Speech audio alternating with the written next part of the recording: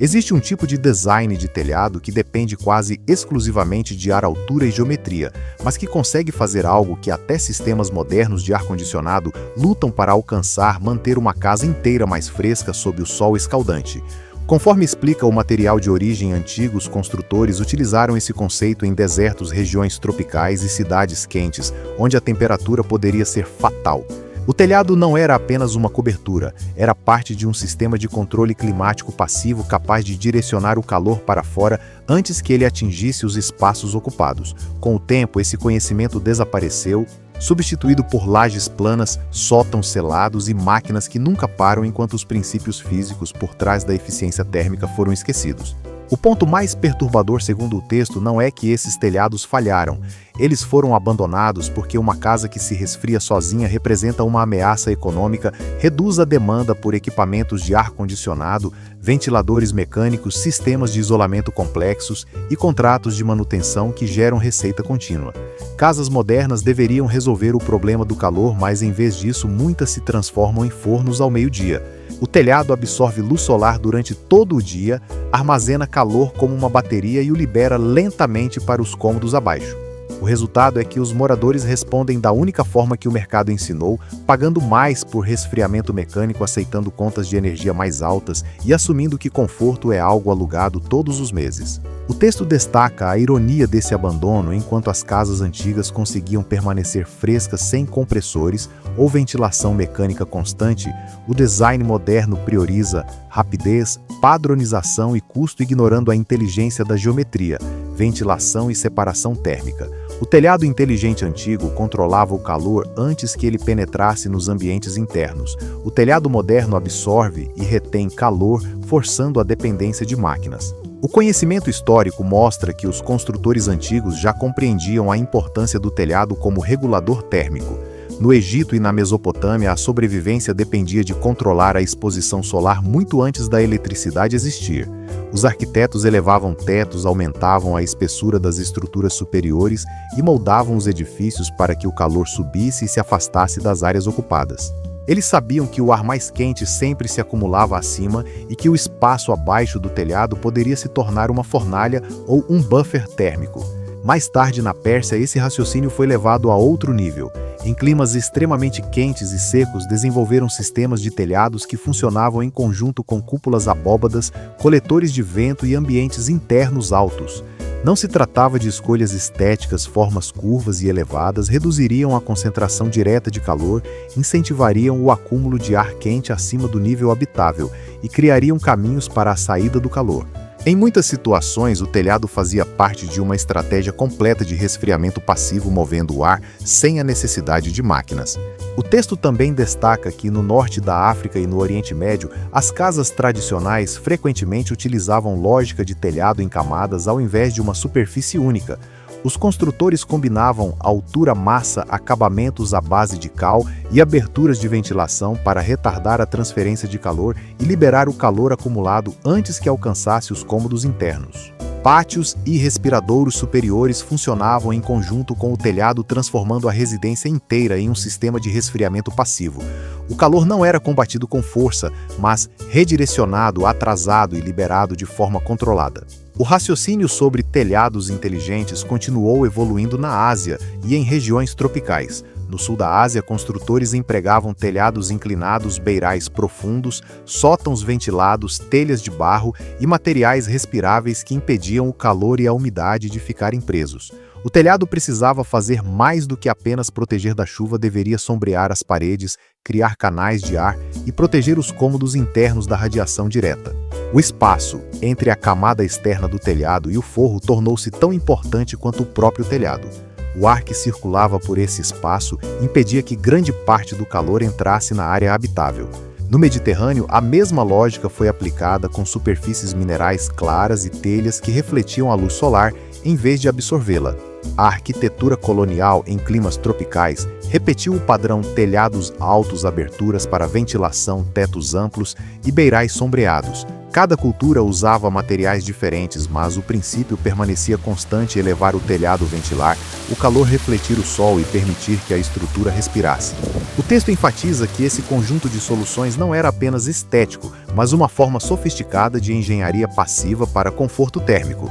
Esses sistemas de telhados esquecidos não se limitavam a uma invenção patenteada. Eram uma família de ideias antigas baseada em um princípio poderoso: criar um telhado que separasse o calor solar do espaço interno, permitindo que o ar quente se acumulasse acima da área ocupada e escapasse antes de aquecer os cômodos. Essa abordagem demonstrava que, muito antes de existir o ar-condicionado moderno, o próprio design estrutural da casa podia fornecer refrigeração eficaz. O texto detalha a física por trás da eficácia desses telhados esquecidos. Um dos fatores principais é a separação. Em vez de permitir que a superfície externa do telhado fique em contato direto com o espaço interno, os antigos construtores criavam cavidades ou camadas duplas. O ar é um isolante natural, então a existência de um espaço cheio de ar reduz a condução de calor. Quando essa cavidade é ventilada, o efeito é ainda mais potente, pois o ar quente que sobe é expelido antes de atingir o interior da casa. Convecção e o chamado efeito chaminé são princípios centrais. O ar quente naturalmente sobe e, se o telhado tiver aberturas adequadas, ele escapa sem aumentar a temperatura nos cômodos ocupados. A refletividade da superfície também era essencial. Muitos sistemas tradicionais usavam reboco de cal ou telhas de barro claras para refletir a radiação solar, ao contrário das superfícies modernas escuras como asfalto ou concreto pintado com cores absorventes de calor. Quanto mais a luz solar é refletida, menos calor precisa ser gerenciado pelo telhado. Além disso, algumas superfícies minerais liberam calor absorvido mais rapidamente ao anoitecer, reduzindo a carga térmica noturna. O texto destaca que a massa térmica, quando combinada com ventilação, sombreamento e atraso temporal, torna-se uma ferramenta útil. Ela desacelera a mudança de temperatura e evita que o pico de calor do dia penetre imediatamente nos ambientes internos. Em sistemas tropicais, a respirabilidade dos materiais também era fundamental. Ao permitir o movimento limitado de vapor, evitava-se o acúmulo de calor úmido dentro da estrutura, promovendo a liberação gradual da energia armazenada. Dessa forma, o telhado funcionava como um dispositivo de resfriamento ativo, mas sem motores, utilizava fluxo de ar, reflexividade, geometria e separação para impedir que o calor atingisse os ocupantes. O texto também explica por que esses sistemas desapareceram do uso moderno. Com a construção industrial, telhados planos, linhas de telhado simplificadas e lajes de concreto padronizadas eram mais rápidos de projetar, mais fáceis de construir e mais simples de repetir em larga escala. A padronização reduz a complexidade durante a construção, mesmo que isso resulte em consequências térmicas desfavoráveis posteriormente. Com o tempo, a eficiência econômica passou a favorecer métodos que geram dependência de soluções mecânicas como ar-condicionado e ventiladores, ao invés de soluções passivas e gratuitas. A consequência econômica é clara: um telhado projetado para resfriar naturalmente interfere no modelo de negócios baseado em consumo contínuo de energia. Sistemas passivos requerem planejamento climático específico, conhecimento de ângulos solares, ventilação, inclinação e materiais. Esse tipo de design é mais difícil de padronizar em grandes empreendimentos. Ao priorizar rapidez e padronização, os construtores modernos tornaram o telhado um problema financeiro para o setor de climatização, pois casas que se resfriam sozinhas reduzem a necessidade de equipamentos, contratos de manutenção e upgrades recorrentes. O texto enfatiza que essa mudança não foi resultado de uma conspiração coordenada, mas de uma transformação sistêmica silenciosa. Escolas pararam de ensinar esses métodos, códigos de construção deixaram de priorizá-los, desenvolvedores passaram a não solicitá-los e indústrias lucram mais vendendo soluções mecânicas para problemas de aquecimento do que prevenindo-os. Com o tempo, o método rentável começa a aparecer o método normal, e a solução antiga é descartada como primitiva, mesmo que seja mais eficiente. O texto destaca a lógica econômica por trás do desaparecimento desse design de telhado.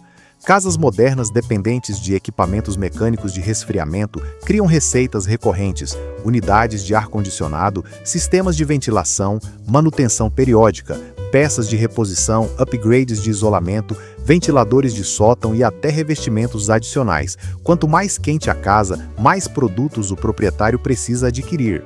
Um sistema de telhado passivo eficaz seria uma ameaça financeira porque reduz a necessidade de consumo contínuo. Seu valor é principalmente criado no momento do projeto antes que qualquer indústria de produtos de climatização pudesse intervir. Se não pode ser patenteado, não pode gerar monopólio. O desaparecimento desse conhecimento não exige conspiração explícita. Métodos se tornam obsoletos quando escolas param de ensiná-los, códigos de construção deixam de priorizá-los e desenvolvedores deixam de solicitá-los. O que não gera receita é rapidamente ignorado. Com o tempo, a solução lucrativa passa a parecer normal, e a antiga, mesmo mais eficiente, é percebida como primitiva. O texto enfatiza que o setor de climatização sabia exatamente como o superaquecimento das casas modernas criaria dependência. Mais calor interno significava mais lucro. Assim, o telhado passivo não foi enterrado por falha, mas porque interferia com o modelo econômico baseado em consumo e manutenção contínua. O texto detalha como a dependência gerada pelo calor interno beneficia a indústria. Quando uma casa moderna absorve e retém calor, os proprietários são incentivados a comprar soluções mecânicas condicionadores de ar, ventiladores, upgrades de isolamento e produtos de manutenção contínua. Quanto mais o edifício falha em resfriar-se por si só, maior a demanda por equipamentos e serviços que geram receita recorrente. Métodos passivos de resfriamento, por outro lado, são baratos, não exigem manutenção constante e não podem ser monopolizados, tornando-se economicamente inconvenientes para fabricantes e prestadores de serviço. O desaparecimento gradual do design inteligente não ocorreu por falha técnica, mas por pressão econômica e padronização.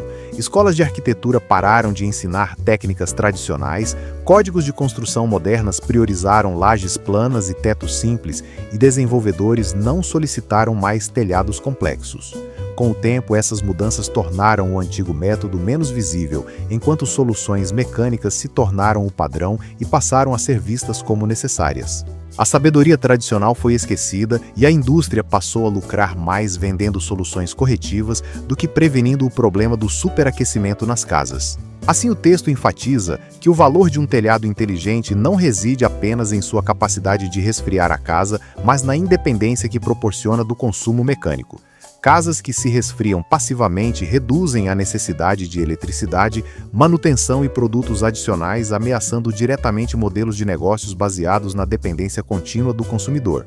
Por fim, o texto apresenta princípios práticos que podem ser adaptados aos telhados modernos, sem necessidade de copiar literalmente os métodos antigos. A primeira recomendação é ventilação. O ar superaquecido não deve ficar preso diretamente acima do teto interno. Adicionar uma cavidade ventilada, um respiradouro de cumieira ou um caminho de exaustão alto permite que o ar quente escape antes de atingir os cômodos. A segunda é separação, telhados de dupla camada, sistemas de telhas elevadas ou uma cobertura externa sombreada reduzem a transferência direta de calor para os ambientes internos. A terceira é refletividade, acabamentos claros à base de cal, superfícies minerais ou revestimentos refletivos diminuem a energia solar absorvida inicialmente. Beirais profundos protegem paredes e janelas da radiação direta, enquanto tetos altos dão mais espaço para que o ar quente se acumule acima do nível ocupado.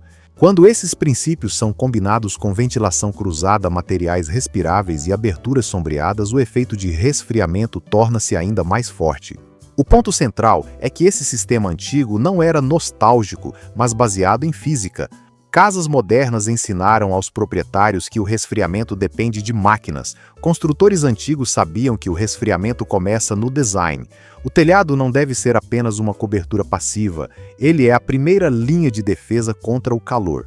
Quando esse conhecimento desapareceu, as pessoas foram obrigadas a recomprar conforto através de eletricidade, equipamentos e upgrades intermináveis.